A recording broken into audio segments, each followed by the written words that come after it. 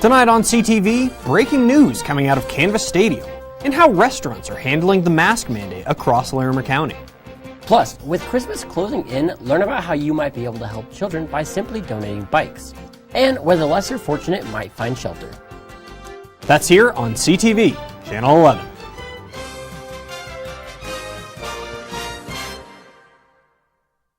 Good evening and welcome to the Thursday Night News Show. I'm Kenneth Frederick. And I'm Weston Hubbard. Before we take a look at what's going on in Fort Collins, we have breaking news over in sports. Cam, what's been going on with CSU athletics? Yeah, thanks, Weston. To put it simply, there's been a change in Rams leadership for football.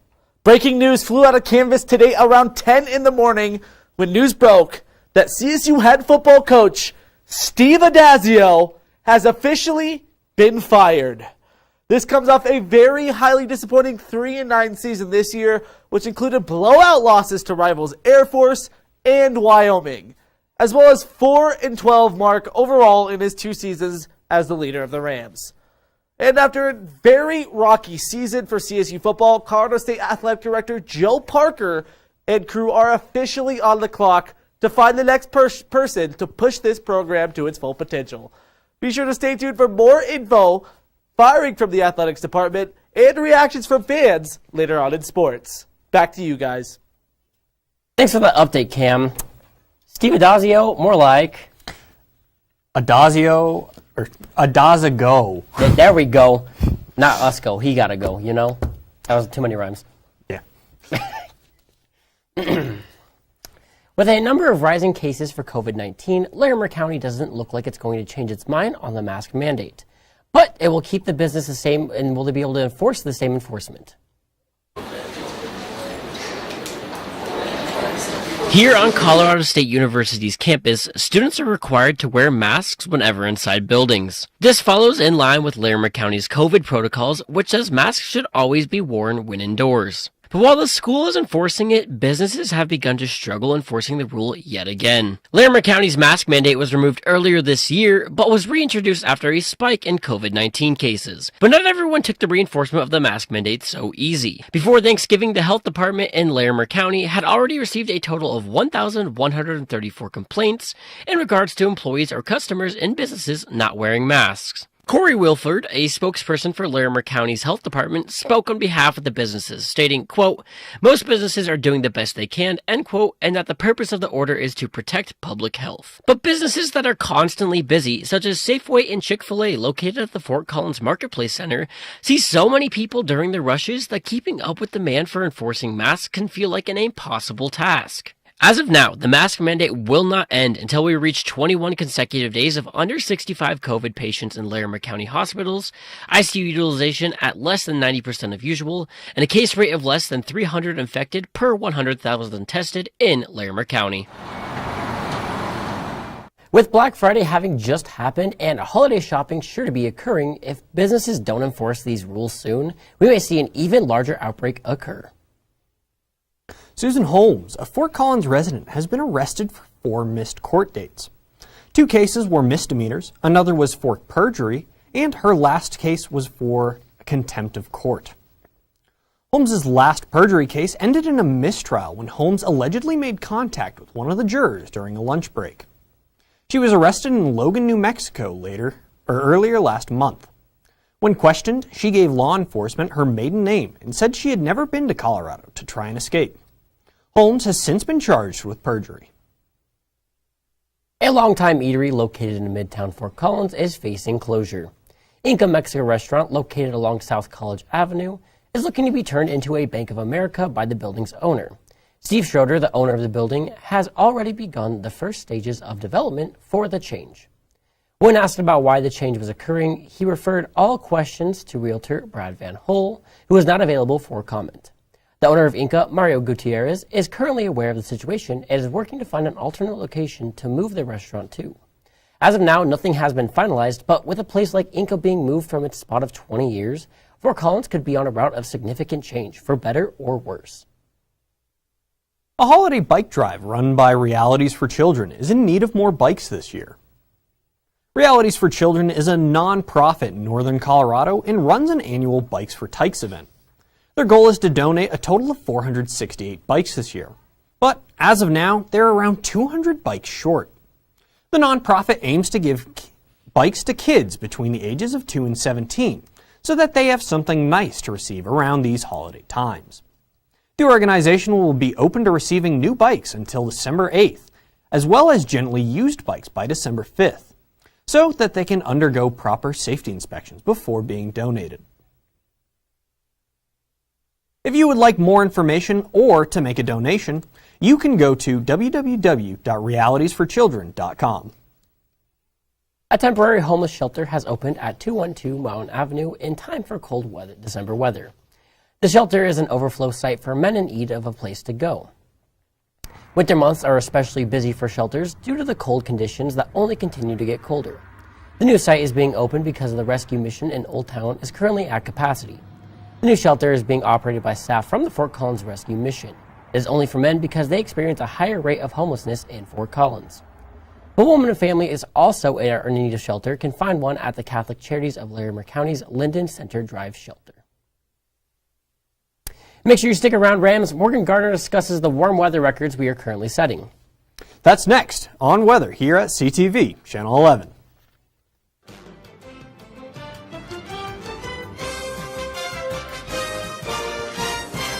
It takes less than 1 minute to find out if you may have prediabetes. You can do it here. But you probably won't. You're busy. Kids, work, show coming back in 48 seconds. So let's do this now. Hold up one finger if you're a man, women, 0. 3 more fingers if you're over 60, 2 over 50, 1 over 40.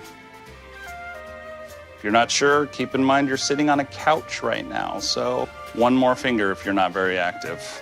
1 finger if yes, 0 if no. 1 yes, 0 no. Next, find the body type that looks most like you and hold up that many fingers while I look around awkwardly. And that's it.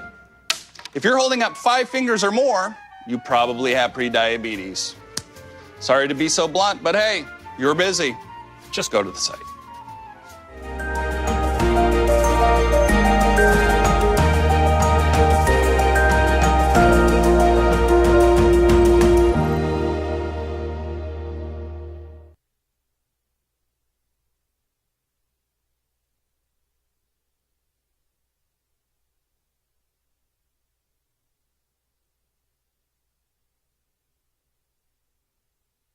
Some wind coming from the northwest at about 5 miles an hour as well.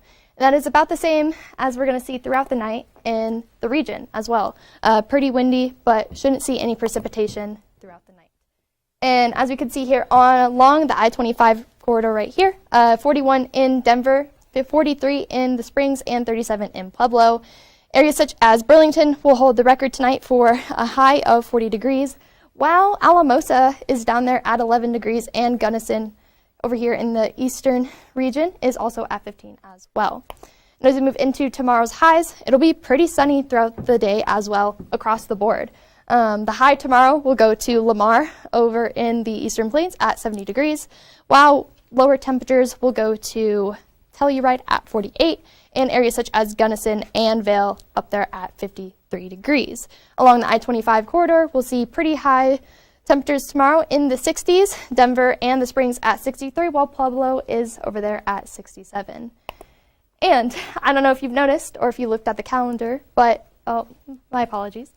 Tomorrow's forecast is 61 degrees with a low of 31, and it'll be pretty sunny, just like we saw today as well, with some wind coming from the southeast at 5 to 10 miles an hour. The sunrise at 7:06 and sunset at 4:33.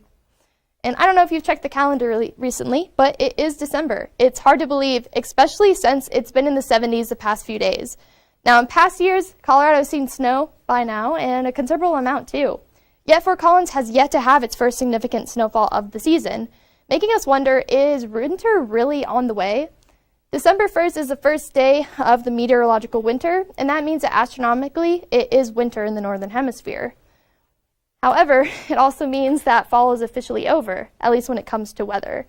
And as we can see here, December starts with the winter right there, and it will go down in the books for one of the driest and warmest months in the Front Range. Here's a look at some of the records that we've set this year along the Front Range from summer and fall 2021. It was the first snowless fall in history, as well as the third driest fall and second warmest fall in history as well. It was the driest summer and fall combined temperatures with an average temperature of 51 degrees. And it was the warmest and driest summer fall combined with an average temperature of 51 degrees. With an average temperature of 51 degrees, it makes it about 4 to 8 times more higher than previous years. November was the 6th month in a row with an average above temperature and below average precipitation rate for the Front Range. Now, the outlook for December is anything but promising. It'll probably be one of the driest months of the year, but it will be getting colder, which ups the chances a bit for at least some snow. So when it does eventually snow up here in Fort Collins, it will set the record for the latest snowfall in our history. So you can keep wearing shorts in December until then. And speaking of wearing shorts, it is sunny again this whole week. Saturday with a temperature of 62 degrees with lower through the weekend going into the 50s as well. Sunday, Monday getting up there at 52 degrees, while Tuesday takes the lowest temperature at 50 degrees, getting to a low of 25. Now, this is the weekend to get outside and get some fall activities done before the winter sets in. And with that, Rams, that is all the time I have with you, but stick around after the break for more news.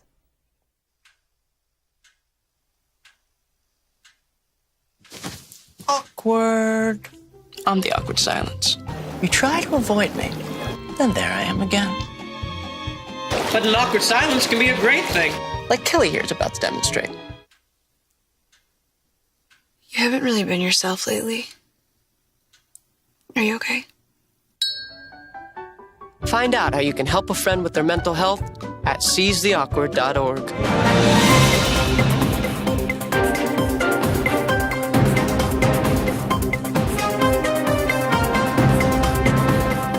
Welcome back from the break, Rams. Thanks for joining us again on CTV News. Poudre School District is holding a vaccination drive to get as many kids vaccinated as possible. They're in a partnership with the Colorado Department of Public Health and Environment to organize mobile clinics before the end of the year. The clinics will take place outside of schools, and parents or guardians will need to be present for anyone under the age of 18. Vaccines are not required for students in PSD, but are highly encouraged for their role in keeping kids in classrooms. Biking is an essential part of Colorado State University, but a recent study argues it should become an essential part of the world to save lives. Pardon me. The study, led by Colorado State University, looked into the health benefits of biking. In turn, the study showed that if countries around the world worked harder to promote urban biking, it could save around 200,000 premature deaths due to health complications. In the U.S. alone, it could save around 15,000 lives by 2050 if biking policies were focused on greater. Maybe CSU's campus could even be a great model to show how to include bikes in a day-to-day area. Documentary films have been topping Netflix charts around the world in recent years. It's a popular genre that has artists from all walks of life. Now, even CSU Rams are getting in on the filmmaking action. Tree Stump Films is the newest branch of Rocky Mountain Student Media. Their focus is documentaries, which their advisor Frank Boring has been doing for over a decade. The name of the company came from a campus landmark whose name also represents a part of the First Amendment. The inside joke of CSU is that we have a tree stump. So the idea of Tree Stump Films not only connects us to CSU and CSU students, but it also represents free speech. With their first year of work coming to an end, Boring's team is showing off their work at the Lyric tonight. Several documentaries have been chosen and will be premiered for the public. Another interesting point of the documentarians is how they specialize in their roles. In the classes offered at CSU, students are charged with planning, filming, and editing. In a real production company, these jobs would be compartmentalized for efficiency. This is something that Tree Stump Films is proud to say they emulate. Classes here at CSU are available for students to learn about documentary making. But what makes this new organization unique is that students from all majors and backgrounds can come in and tell the stories that they want. So there's no books, there's no tests, there's no lectures per se. it's an opportunity for students, regardless of their major, to come up with an idea, work with a group of other students to create documentary films. The student documentaries will not only be showed off at the Lyric tonight, but will also be broadcast on Rocky Mountain PBS. Next year is set to be an even bigger year for the Tree Stump Films. Now, they'll be starting the semester with a full crew of 10 compared to the original 2 that they started off with. If you have an interest in making your own films, you can contact Boring to apply to the team. The American Geophysical Union, a nonprofit organization of scientists from many disciplines, is set to honor 4 CSU researchers this month. Richard Astor, V. Chandrasekhar, and Paul DeMott are 3 of this year's American Geophysical Union Fellows, as well as Elizabeth Barnes, an associate professor at CSU, is also honored as a fellow. It's a prestigious position with fewer than 0.1% of its members being nominated for the position. According to Astor, quote, "It's remarkable for Colorado State to have 3 fellows elected in a single year. This is the greatest number of honorees for any single institution in 2021, end quote. The new fellows have done work in areas ranging from volcano activity to weather radar technology. Well, Rams, that is all the news we do have for you tonight. But stick around for the latest on sports, both football and Nuggets basketball. And later, Tom Isaacson checks out all the best in entertainment news here on CTV. There are 16 million children struggling with hunger in America. That's 1 in 5 daughters, sons, neighbors, and classmates who don't know where their next meal is coming from. Yet billions of pounds of good food go to waste every year. It's time we do something about it. Feeding America is a nationwide network of food banks that helps provide meals to millions of kids and families in need. Visit feedingamerica.org to help them feed even more. Together, we can solve hunger. Together, we're feeding America. What's up, Rams, and welcome back to Cam's Corner. I'm your host, Cameron Evick. Adazio is gone, fired, terminated, and we don't need an intro today. I gotta see if my fellow Rams are as happy about this as I am. Roll it! You know, I think he might have lost the team somewhere through the season, which is unfortunate, but I think some new leadership might really be what this team needs going forward. I'm not going to lie, I don't think he was a great coach, and I think it's good that we part ways with him. It's sad to see him go, but I do think it's going to be best for the team next year. I wish him the best on his future endeavors, but I look forward to next year's season without him. I think after this season, our offensive calling really wasn't that good. We got smoked by a lot of teams that we shouldn't have, and I think this was a good decision, and it's time to move on for CSU football. As I assumed, I wasn't the only one that was ecstatic about Adazio leaving. And switching gears to what the leadership at the athletics department had to say, Colorado State AD Joe Parker fielded questions for about 30 minutes regarding the change in leadership at campus. Honestly, there wasn't too much that he said that we didn't already know, and I'm sure Parker is trying to do anything in his power to avoid any sort of controversy and keep his job. But this quote about if he expected to be in this situation without a coach only 2 years later really stood out to me. Check out this footage from the presser from our very own Brendan Fairburn and Madeline Davis here at CTV Sports. I'm disappointed. This wasn't the outcome that I was expecting, wasn't the outcome that I was looking for. But the timeline has been compressed, I think, in a lot of ways. You look at what the expectations are across the country for program success, but you have to balance that towards, the work at hand. These aren't easy jobs. But yes, I'm disappointed. This wasn't my expectation. It would be back at this point 2 years later. You didn't expect to be in this situation? You hired 44 and 44 Steve Adazio from Boston College, and you didn't expect to be in this situation? And after all of that, here are the facts. CSU owes Adazio $3 million as a buyout, which is down $2 million from yesterday if they would have made that decision official then. The national coaching search, led by an outside search committee, according to Joe Parker, will be completed sometime in the next week. And the senior associate head coach and running back coach, Brian White, will serve as the interim guy in the short term. And hopefully this is the last time I ever have to say the name Stephen Robert Adazio. And finally, moving on from the breaking news, as I'm sure you already heard, CSU men's hoop is off to an undefeated start this year to tip off out-of-conference play, which currently puts them atop the standings in a very talented and deep Mountain West. Not to mention that their rivals to the north, Wyoming, currently sit behind the Rams with a 6-0 record. And in third and fourth place are Utah and Fresno State, both at 6-1, with some impressive dubs as well. Entering last night, the men were still pretty fresh off of a huge tournament win down in the Virgin Islands to take the Paradise Jam, beating out the likes of Creighton and finally pulling away from Northeastern to take the dub in the championship game. And although they had a great outing on their little business trip and took down Northern Colorado on Saturday, the Rams are still on the outside of looking in of that AP Top 25 poll. But regardless, they did receive 59 votes in the most recent release and have a great chance of breaking into that top 25 spot if they continue piling up the dubs and winning impressively. Another task on this quest for recognition, a return to Moby to face off against the Little Rock Trojans on Wednesday night.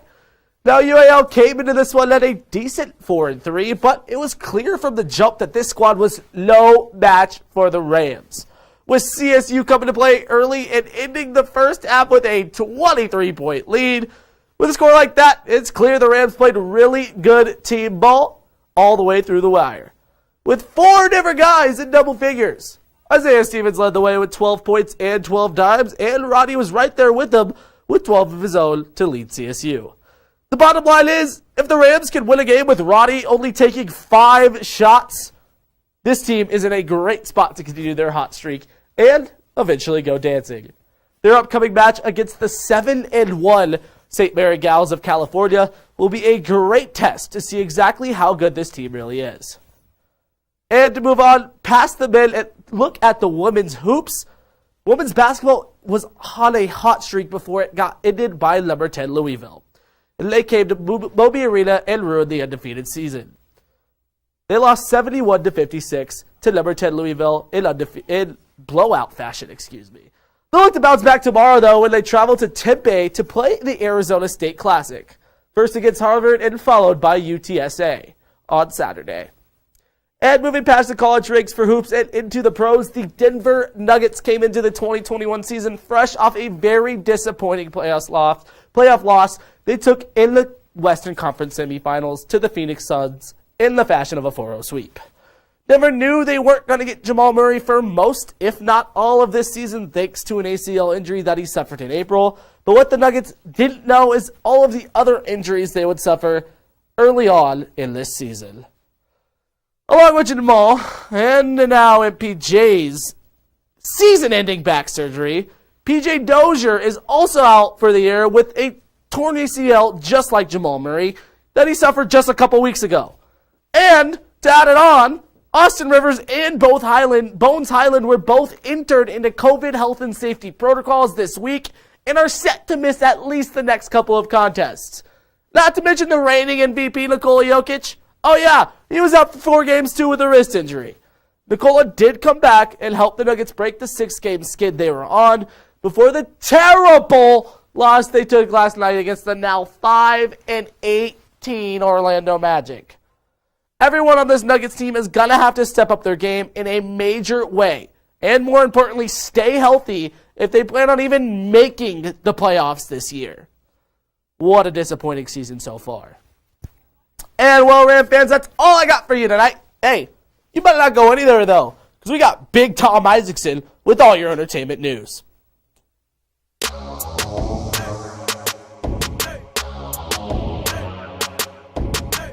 Bye-bye. Hi. Hoping for a crisp breeze to help keep you alert. Oh, he took a sip of water too. That'll probably help. You were probably going to turn down the radio too, so you could focus, right? Probably okay isn't okay. Right? If you see a warning sign, stop and call a cab, a car, or a friend. I think the water line is what really drove it home. I blew on him.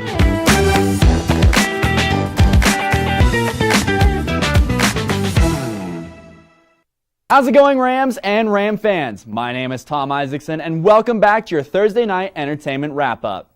I've got a real feel-good show planned for you tonight, so let's jump straight in. And tonight we start with some news about this Fort Collins coffee shop going on the move to Old Town. Harbinger Coffee, who settled on Mason Street 6 years ago, is moving out of their roots to start a new life right in Old Town, Fort Collins. It'll be right on the corner of College and Olive Street, close to the Armstrong Hotel and Tony's. I think this is a big move, and I hope all things go well for them. Now, even though we are theoretically supposed to be in winter, the Colorado Parks and Wildlife Commission have given exemption to these 4 areas from a special pass. Bel Air Lake, Dowdy Lake, West Lake, and the Poudre River have all been given exemption from the Colorado State Wildlife Area Pass, along with 24 smaller locations. They were given the exemption based on factors specific to those areas, like the ability to enforce the pass. I think this is great, but given the flood damage and the wildfire, I'm going to stay out of the Poudre River for a little while longer. Okay, my least favorite word in the entire English language starts with the letter C, cancer. But this week, I traveled over to the Veterinary Teaching Hospital to learn more about something crazy that has inspired this reporter with hope. Oh, good job, buddy. Good job. We all love our four-legged animals. They can do a lot for us. Something I don't think anyone was expecting them to do was to help us cure a disease that has taken so much and so many away from us. This is the Flint Animal Cancer Center, and this is OneCure. OneCure is an initiative that aims to speed discoveries for new treatments for cancer. And we do that through clinical trials. We happen to study dogs here, so pet dogs with naturally occurring cancer. They come here to be treated for their cancer, and we take advantage of that opportunity to learn from them. Celebrating 10 years of hard work, OneCure is seeking the answers to solving one of the world's most deadly diseases. But why dogs? A lot of people don't know that dogs are an awful lot like us when it comes to cancer. So genetically, we're about 85% the same. Our immune systems are very similar. Dogs often share our environment with us, so a lot of dogs not only live in our homes, but may even sleep in the bedroom with us. And so in that way, they become sentinels for cancer that is developed in people as well. They also happen to develop a lot of the same cancers that we do. On top of that, how on earth does this work? This is research that can be applied to any pet, any person throughout the world if we find something that's effective. Sometimes we collect extra samples, so whether that's extra blood or biopsies or urine or things like that, and they kind of go through the study either until sometimes the studies have sort of a set time point, so there's a certain amount of visits and then they're done, or until their disease progresses or is not responding to the treatment anymore. With all the people who work here and the things that they've done, it really makes you proud to be a CSU Ram. Since OneCure started 10 years ago, there have been more than 1,200 people who have supported the cause.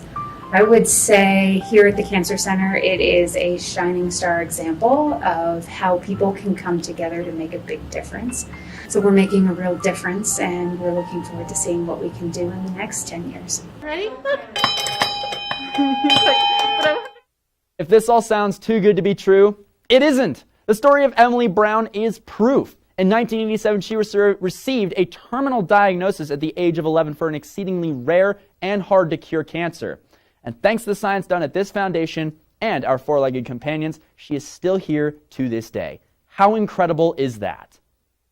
And with all of that, Rams, we are out of time. Thank you all very much for tuning in tonight. Don't forget about our sports show on Monday, and we will see you next time. My name is Tom Isaacson. Good night.